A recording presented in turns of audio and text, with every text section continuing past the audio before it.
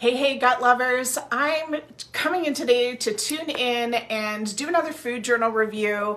Our last one was incredibly popular. I've been getting a lot of messages with lots of follow-up questions, and a lot of people, their juices are starting to flow. They're starting to realize, well, maybe there's something a little bit deeper going on beyond just my food. Maybe it's not the food that's causing my problem. And here I have been blaming the food all this time, and I need to go a little bit deeper. And so if you've been hanging out with me for any amount of time, you know that food is not the problem, your gut is. But it's easier said than done, because sometimes when we eat, we have these very real symptoms that pop up after, so it's hard not to blame the food.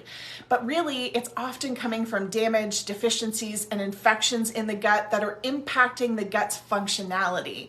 And that's why we have to go deeper. And so the purpose of these food journal reviews are really to help you unfuck your relationship with food. Yeah? We're going to help you figure out what to eat, when to eat, how to feel confident in the food choices, and really simplify the whole food thing so that you can get busy focusing on the real work in fixing your gut, which is addressing the damage, deficiencies, and infections that are causing these reactions. Yeah? Now, here's the thing. Today, we've got another food journal that we're going to be reviewing, and we're going to be talking about restaurants, travel, how to navigate eating out when you have a tricky gut. You know, when you feel like you can't eat out at restaurants, you feel like, no, sorry, can't go there tonight. You're feeling like you got to just stay at home, and anything that involves food, you're just like opting out of, right? You're like missing out on a lot of life because food feels so tricky. And so you resort to sticking at home, or you're the person who goes to restaurants and is eating like a bird, right? You're kind of pecking away at the things, the minimal things that you choose to put in front of yourself because there's just not a lot of foods that you feel like you're not reacting to.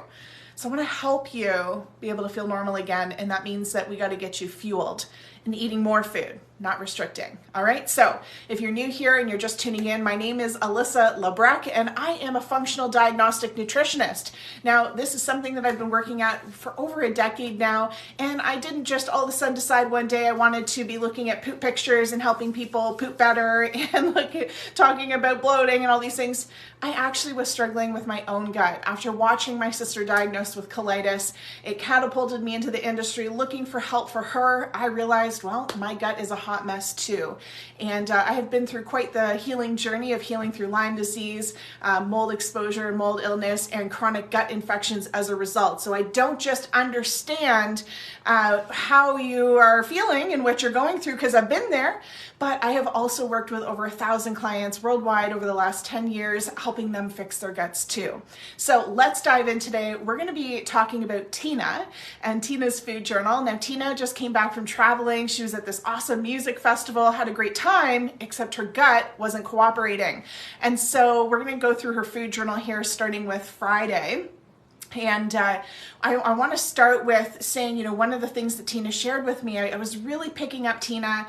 Oh, food was feeling so heavy. There was a little bit of like, I don't know if I should send you this food journal because it's like not my best work, right? Like it wasn't making maybe the best food choices. And I'm going to share with you guys, I actually said to Tina, no, I want to see that.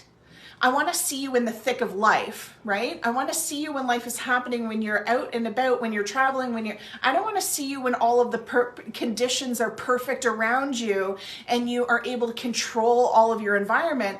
You're supposed to be able to fix your gut while you're living. Okay. And so it's really important that we learn how to navigate these very real life moments. And that's why this is the perfect food journal for us to look at. So Tina, this is exactly what we want to see. All right. And I wanted to share with you that we have to kind of get rid of some of the guilt and shame that comes around food, because one of the things that many people feel is they need to get it perfect. All right, and I'm going to tell you don't need to get it perfect. I'm going to actually give you a framework that you can work with specifically with foods and restaurants and how to make food choices to alleviate the guilt and shame, but actually still love on your gut today. So let's start with Friday. Tina, for breakfast, she had 2 eggs cooked and 2 slices of bacon. Now I'm going to assume that there's probably some type of oil or butter here to cook the eggs in, so maybe there was a fat.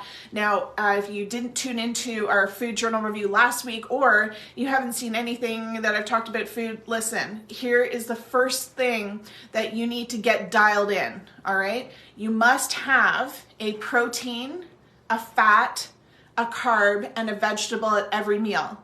Okay, so we're not doing keto, where you're just cutting out carbs. Okay, you're not doing macro counting. You're not counting calories. All right, we're not doing carnivore, where you're just cutting out everything but beef organs and cheese. All right.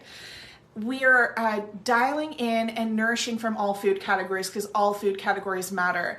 And so when we're looking at this breakfast, Tina, we've got eggs, which are your protein. We've got bacon, which is your fat. And again, probably some maybe butter or oil of sorts to cook the eggs in. That's another fat. But guys, what are we missing here? We got the protein, fat, we're missing the carb and the vegetable. All right, so what can happen is, as we start going through our day and we haven't eaten enough, that starts to accumulate. So if you're someone who is finding you're getting into late night snacking, just like I just need a little something, it is because your body is smart. It is like, girl, you were restricting me earlier. I'm starving Marvin. That's what I call my husband when he doesn't eat. I'm like, I'll assess like the dinner situation. Like, babe, how hungry are you? Are we like on a level of starving Marvin? Where are we at? And when Starvin' Marvin comes out, we know someone's been skipping their meals, right? Anyways, so truly though, what happens is your body is smart. It's going to know I didn't get enough food through the day. And oftentimes we end up getting into late night snacks, and we don't just make up for the nutrients that we miss through the day. We often end up eating that and some. So if you're struggling with late night snacks, you're getting sugar cravings, or you're just not feeling satisfied through the day, these are good signs that you're missing some critical category in your food groups, in your meals. So that's the first thing here, Tina, I want you to be working on. Now, then you're on the road, traveling, road tripping, and no lunch. It happens. We're going to talk about that in a minute here. Dinner, 7-ish, was out at a restaurant. It was Mexican food. So 1 taco, chicken taco, 1 chicken enchilada, no sour cream, and 1 chicken tostada, chip and salsa, and then 2 Miller beer, 2 Miller Lite beers, and lots and lots and lots of water. It literally says lots and lots and lots. Okay, let's unpack this a little bit, because what you noted here, Tina, is then you ended up getting a bit bloated after dinner, and you were pretty sure it was the beer, but I actually want to offer you a couple other things to consider here. So before we get into the nitty gritty of the specifics of food choices, I want us to take a step back, and we got to go macro for a moment. And this is the framework that I want each of you to use when you are making food choices, whether you're at home, whether you're traveling, whether you're at a restaurant, whatever it is, okay? This is the framework that we teach our clients inside the Love and Trust Your Guts program. And this is that we want you to use the good, better, best framework, okay? Good, better, best. There's no such thing as a good food or a bad food. We don't use those words, okay? There's no such thing as a bad food. It's a yes or it's a no. Okay, we got to get really neutral about our food, because if you are bringing forth any type of guilt or shame in your food choices, if you're someone that's like, I don't think I'm eating healthy, I know I'm not making good choices, well, you know, there's a whole other thing we could get into about what is causing you to struggle to make better choices that are supporting your health, that are supporting the outcome you want to create. Why are we making choices that aren't supporting that? But before we even get there, we have to release the guilt and shame, because we can't guilt and shame ourselves into perfection. We can't achieve perfect diets. First of all, that's not existent for anyone. If anyone is promoting that they eat perfectly, they're lying to you, okay? And so we have to neutralize the feeling around food, because our brains, oh boy, our brains, do they ever take over the show? And we have this whole thing within our brains where if we feel we can't have it, we want it more, right? We see this in kids a little bit, right? But our brain kind of gets into this like little bit of a temper tantrum situation. And this is why the restriction that you have been trying to approach your gut with is just simply not working, right? You've tried the, I have to take out all dairy, I have to take all gluten, I have to take all sugar, I have to take all fats out, I have to take all carbs out, depending on all these diets that you've been following, I have to take all high FODMAPs out, and before you know it, you have so many food rules and food fears that anytime you eat anything, you're anxious and stressed. And so before we go trying to, make improvements in our food choices and wondering, why am I still making poor food choices? And Tina, this isn't necessarily specific just to you, but just everyone here, then we have to get to neutrality with food. And the way that we do that is good, better, best. So the framework is all foods are good. Okay, we want you fed.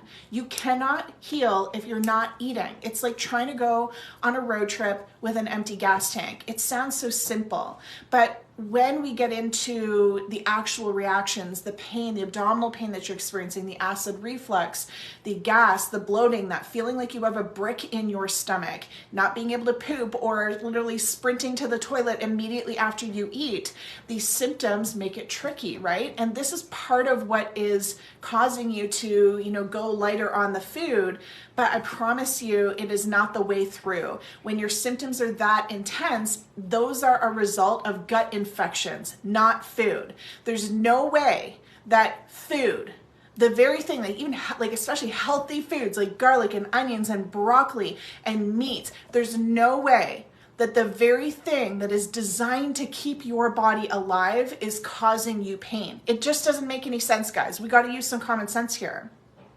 It's something much deeper. You have gut infections. If you've got symptoms, you've got gut infections. It is not because something that is designed to keep you alive is hurting you, okay? That doesn't make sense. So fed is so important. That's why all foods go under the good category, and it only goes up from there. All right. So Tina, what you have here is a good choice, right? We've got chicken tacos, chicken enchiladas, chicken tostadas, chips and salsa, and beer. All right. And some water. Good choice. You're fed. Right. Now let's see if we can turn up the dial to better.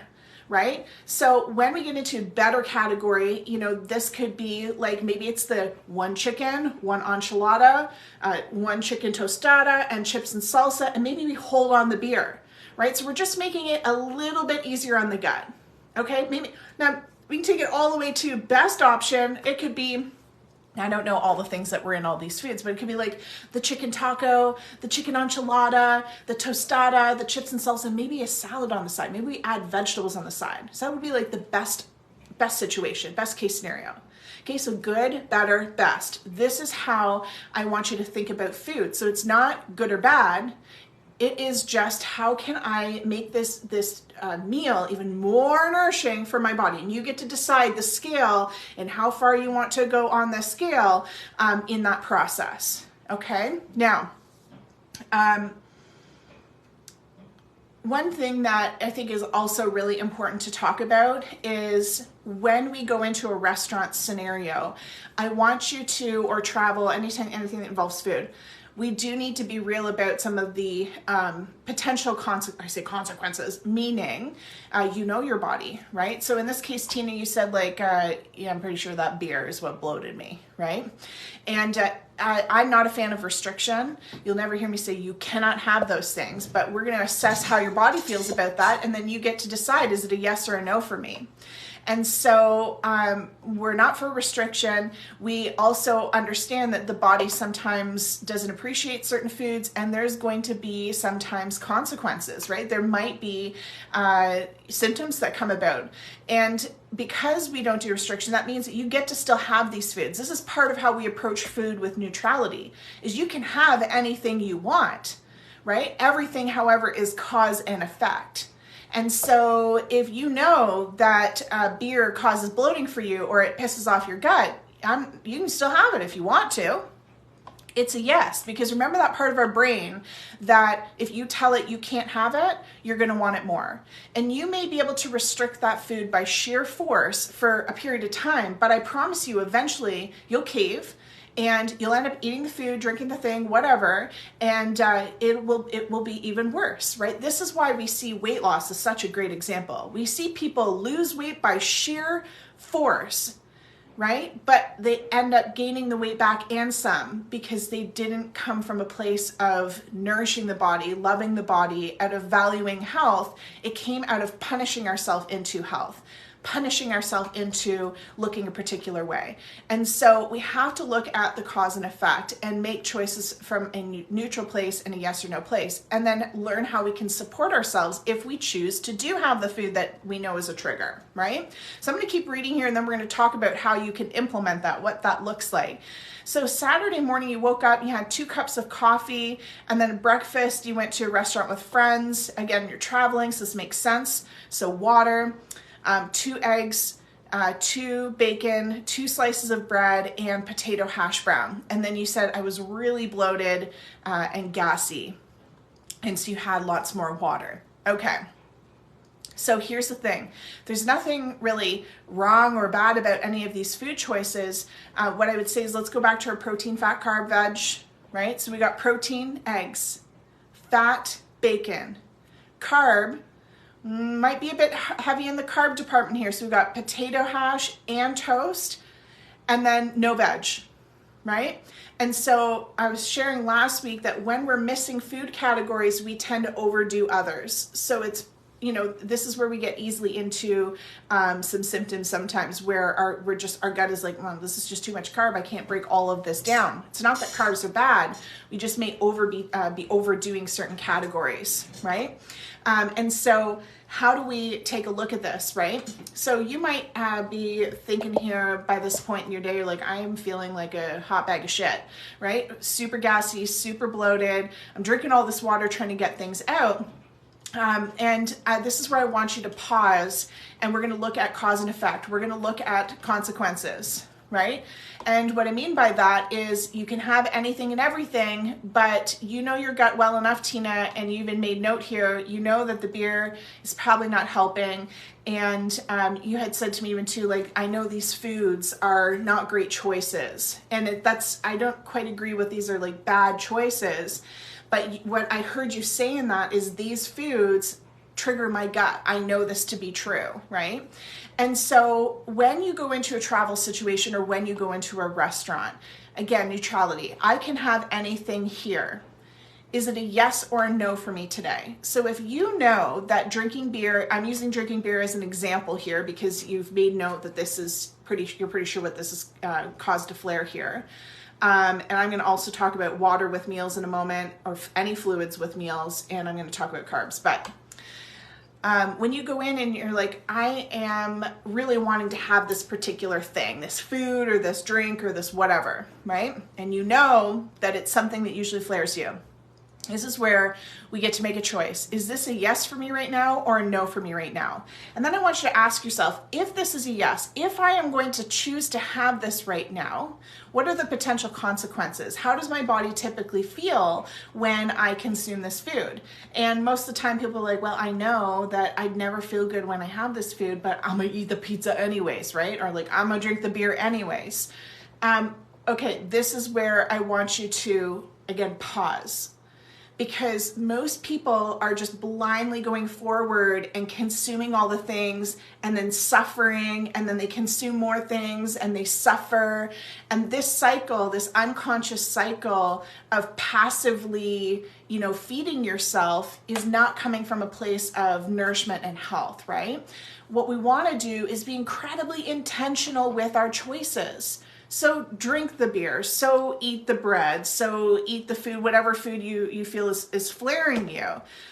And if you know that there are consequences in consuming that food or drink typically, then we need to consciously choose to figure out a way to support ourselves after we've had that food, after we made that choice, right?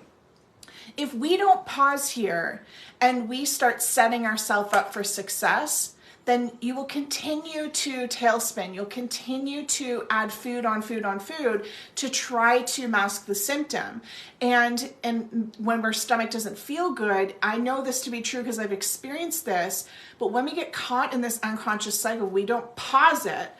we end up wanting to eat more food to try to comfort the stomach, right? It's like, oh, our stomach doesn't feel good. I'm gonna just like eat the potatoes or eat the bread. We typically go to carbs, and I don't know what it is about them, but they bring like this sense of comfort, and we think that, oh, it'll weigh down the gut, it'll calm the gut down, right? And that's unfortunately not true. And this is why we have to pause and go, okay, whoa, tonight I want to have that food or drink. I know this food typically upsets my stomach. So then what is the plan that comes in place to support myself after? Okay. Now, this varies from person to person. This might mean that, the next day you are going to really make sure that you're, dialing in your vegetables, making sure that you've got good fiber going on, supporting your bowel movement so that your body can eliminate that which it did not appreciate, right? Making sure you're staying hydrated. Maybe you're going to choose like, hey, I'm going to have this little meal here tonight, but breakfast and lunch tomorrow I'm going to have really dialed in. And then, supper, we're traveling again. So we're going to, you shared you had brisket. So we're going to do like big brisket dinner. And so we start negotiating a bit with ourselves. We start saying like, hey, how can I lighten the blow? Right? Otherwise, it's a slippery slope, again, on piling food on food on food. So these are some of the strategies that I want you to approach food in a restaurant with. There's no more black and white, don't eat this food, don't eat that food. Here's the list of all the bad foods to eat. No. If that worked, one person would have written a book, written a blog, we'd all read it, we'd all follow it, and we'd all be perfectly healthy. But we're not. That's not how it works. Okay, food lists are helpful, and you need to understand, what foods are nourishing and what role they play in the body, but you don't need me to tell you that a Big Mac is not healthy for you. You don't need me to tell you that deep fried food is not healthy for you, right? We know these things. We already know what foods we need to be eating. We need to be talking on a deeper level and really understanding why are we making the choices we are? If we make the choices we are, how can we support ourselves on the other side? What does it look like to find balance in food, no matter whether we're at home or at a friend's house and they're cooking and the food's completely out of our control, or whether we're at a restaurant, right? What does it look like for us to be able to live normally and navigate through day to day without having to hyper control all of our food? Okay, until we master that, you will forever be in prison to your health, right? You will be a prisoner to food, and that is not often the outcome we want to create. Even if you were symptom free, if you were a prisoner to your food and you were restrictively having to take all these foods out and rigidly measure all of your food, and you're not able to eat at restaurants or eat out at friends' house or eat what your family members are eating because your food plan is so rigid, that, for me at least, and all of our clients, when we ask them like, what is the goal? How do you want to feel? That ain't it, right? That ain't it. The reason that we want to get to the other side of our symptoms is so that we can feel normal again, so that we can travel, so that we can, I had a client the other day, his daughter's living in a hospital right now. He's like, I drive an hour there and I only have 20 minutes before I start leaking stool out of my rectum and I need to sit down, and then I have an hour drive back. If we could never poop again, I think we'd all be happy. So it's not about you needing to figure out your constipation or your bloat or your gas. It's not about the symptom. It's about what it's stopping you from doing in your life. And so if you're getting really frustrated with the food and you're just really spinning on the food, you're getting stuck there, then I want you to reach out to me and let's connect. Let's get you beyond these food, get beyond the symptoms of the matter. And we need to start working on an infection level, okay? So don't be a prisoner to your food. The food is the easy part. The part that we have to unfuck with food is all of the food rules, all the food fears, and the restrictions that you have accumulated over the years in trying to desperately seek normalcy, in trying to desperately seek healing. All right. Now let's talk about a few more practical tools that you can be implementing. And Tina, here in this food journal I'm seeing that can make a drastic difference in your bloating post meal. I'm going to talk about drinking water, any kind of liquid with meals. All right. I'm going to tell you right up front, we really want to be avoiding drinking with our meals, because what it's doing is it's diluting down the digestive enzymes. We have this fire that burns, so to speak, in our guts, right? And that fire is our stomach acid. Our stomach acid is really designed to act like a bouncer at the door, keeping infections out, right? But it's also designed to break down our foods, especially protein. And so we need that fire burning, especially when we go to eat. And one of the things that puts it out, aside from infections and other deficiencies and damage to the gut, is actually drinking fluids during mealtime. All right. If you can imagine, we got this fire burning, and then we're sending food down to be digested, and we're like throwing a bunch of water on the fire, right? Your gut's like, what the hell is going on here? I can't digest the food. The fire's being put out. Okay. Now listen, I'm just like trying to filter myself and be nice, Alyssa. But when I was growing up, my mom, bless her heart, used to make the driest chicken I've ever tasted in my life. And, we come home, she'd do the big casserole. It was like the chicken, you guys know what I'm talking about, chicken, rice, and then like the can of mushroom soup on top. And it would be in this like casserole dish in the oven, and then the oven was on a timer. But by the time we got home, like we get home, the broccoli that was like in there was like black, like crisp. You touch it, like, just like disintegrate. Okay, well done chicken. If you got some well done chicken, it's okay. Drink a swig of water. Like, you can have sips of water. If you're taking supplements with mealtime, it's okay. Like, have a little bit of water to get your supplements down, to get your food down.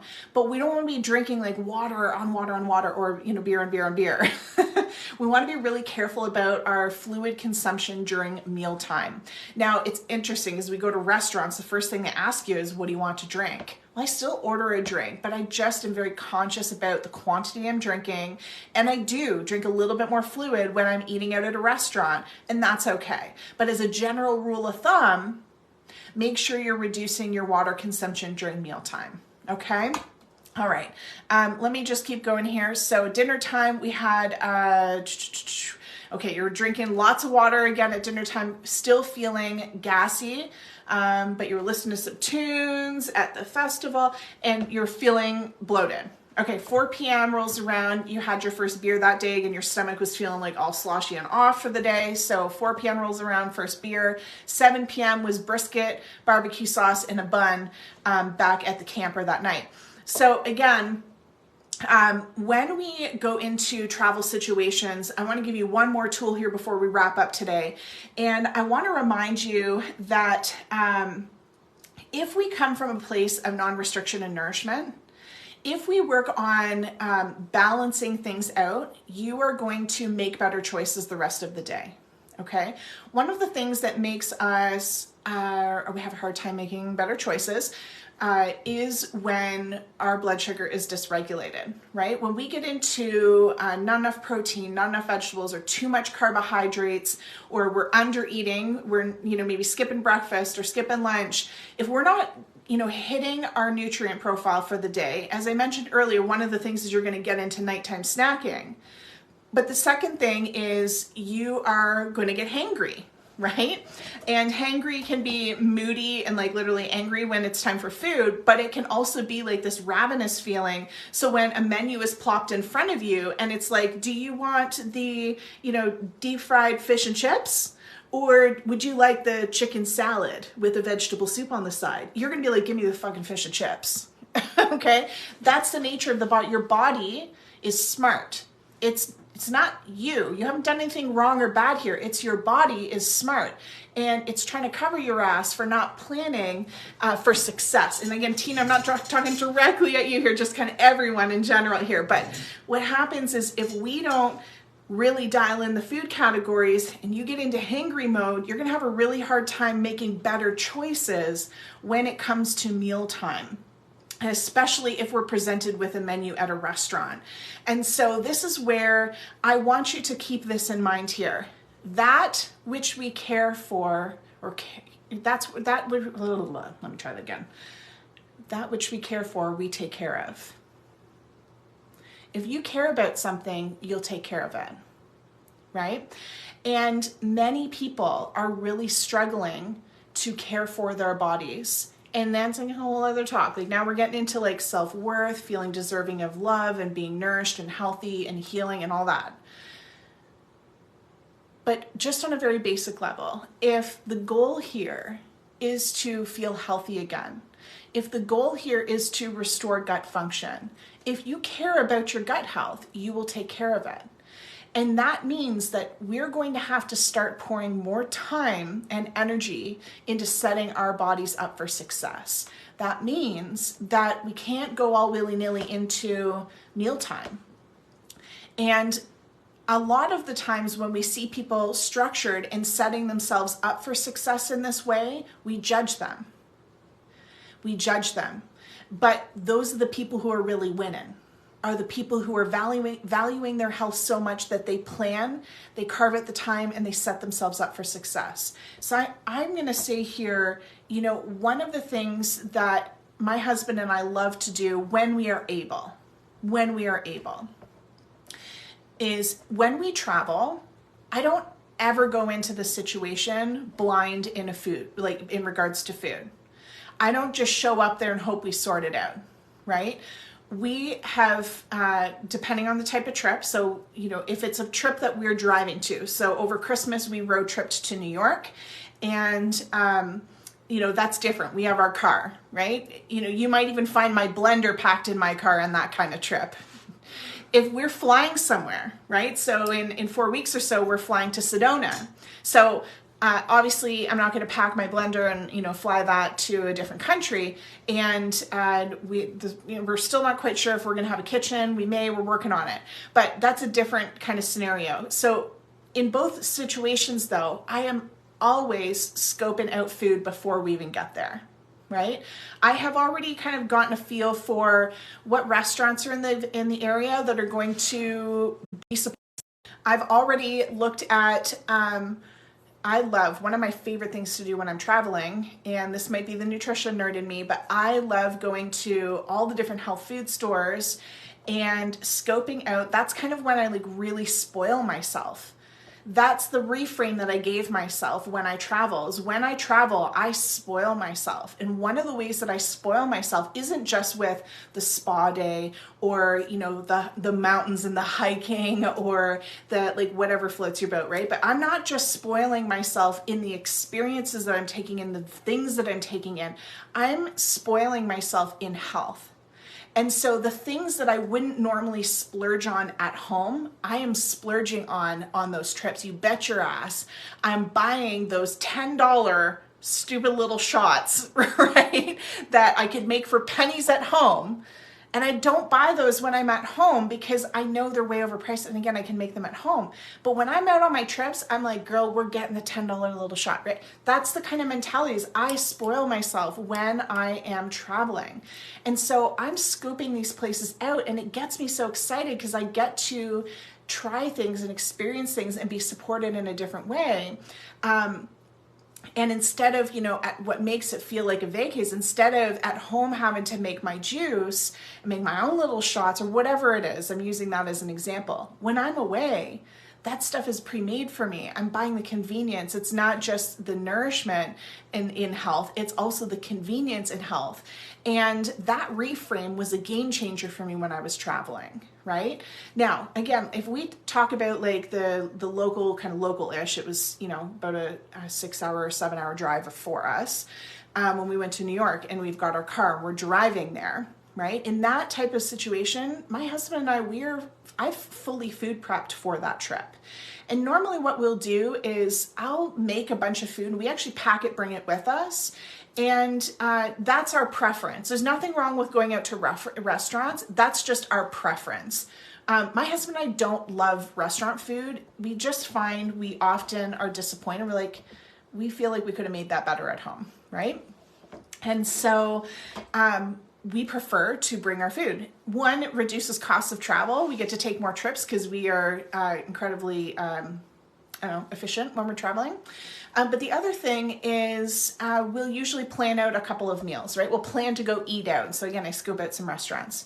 But the last 2 trips my husband and I have taken, we haven't even ended up eating out at all because we've enjoyed the food that we have made so much ourselves that we haven't even needed to go out. So here's what I packed with us. And these are some of the convenient foods that you can either keep at home or when you're traveling. But I make a big ass container of meatballs, right? And usually when I'm traveling, when I'm at home, I'll make my own homemade meatballs. But when I'm traveling, again, it's luxury, it's convenience. I am spoiling myself. And part of spoiling myself is buying the convenient thing, the convenient health foods that I wouldn't normally buy day to day. So I don't normally buy pre-made meatballs because I want to save and I make my own, but it takes me more time. And so part of the vacay spoil is I buy the pre-made organic chicken meatballs, right? Awesome. Roast those babies up, put some barbecue sauce on them. We have a big ass container of them, Tupperware container, right? I cut up a big Ziploc bag of vegetables. It could be peppers, cucumbers. The trick with cucumbers is buy the mini ones. They stay whole. Don't pre-cut those. They go wonky, okay? But cucumbers, carrots, celery, cauliflower, broccoli, whatever you like. But we chop up a big ass bag of vegetables. This last trip, we actually did a bunch of hard-boiled eggs too. We bring some gluten-free crackers. I really like Simple Mills, their almond flour cracker. What else do we do? We bring some dip, like for vegetable dip. And again, I don't normally buy dip at home, but that's part of the splurge, right? That's part of the splurge. What else do we bring? I brought these little, I think they're called Unbound little coconut chocolate bars with us. You get them from Costco, okay? So we had a little bit of sweet, we had, gluten-free crackers, we had dip, we had vegetables, we had hard-boiled eggs, we had meatballs. Actually, yes, I did this. I made a bunch of salad kits, right? And so I chopped up a bunch of salads and, had them in bags, right? Kind of like you would buy at the grocery store, but I made my own. And then we had the dressings on the side. So we had everything taken care of, right? Breakfast was usually some gluten-free crackers, some veggies dip, we had eggs, and I had a little bit of bacon there too, right? And then lunch, we had these salad kits, like chicken Caesar salads, or we did like chicken with like balsamic and strawberry slices, beets, and like all kinds of veggies. And I would just like shake them in the bag and toss them in a bowl, right? So, and then dinner rolled around and we were doing meatballs, and again, we're eating a lot of the same stuff, but it was fine. We didn't mind it.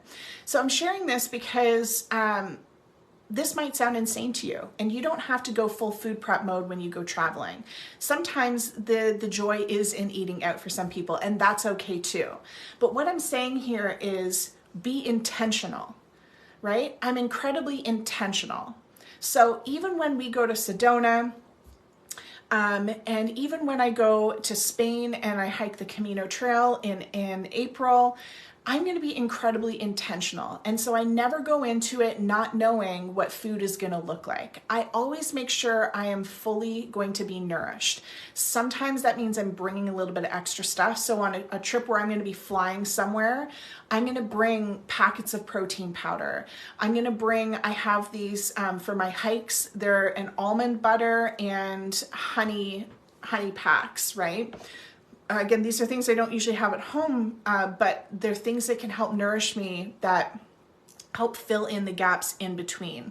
I might bring some protein bars. We'll see. I'm more likely to bring like beef jerky or Chomps beef sticks, but I'm always making sure it's protein forward, and I always have something available to me. And so be incredibly intentional. All right, that's part of what's going to set you up for success so that you don't get tricked into the hanger. All right, guys, I'm going to end it there because I could just keep talking on this for hours and hours. I love this shit. But here's the thing that I want you to really take away from this is that you can eat out at restaurants. You can travel and enjoy food. Food doesn't have to feel hard or tricky. It's not about good, bad, yes, no. It's about being nourished. And part of being nourished is actually joy, enjoyment of food, nourishing your soul, nourishing your heart.